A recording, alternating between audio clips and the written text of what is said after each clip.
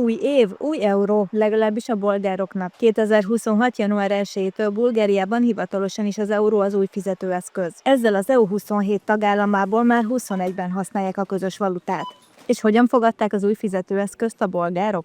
Те всичко вдигнаха, абсолютно всичко вдигнаха. Сега един хляб беше 1 лев, стана 2-3 лева, сега ще е 1,50 евро. Все едно, а заплатите къде са? Никъде. Не го виждам да се е получил. Еврозоната е нашето място, България. Ние сме в еврозоната от 2007 година. Няма как да не искаме, но трябваше, нали, референдум. Кой ни пита нас? Против еврото сме. Първо, защото лева от много години наложен, откакто съществува държавата.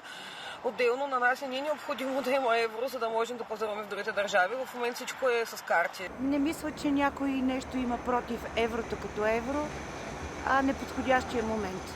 А и в крайна сметка обезличаването на лева, затриването на лева в рамките на един месец, не mисля, че това е най-добро. Az eurót egy meglehetősen mozgalmas időszak közben vezette be Bulgária. Az ország kormánya az elmúlt hónapok korrupcióellenes tömegtüntetései miatt decemberben lemondott.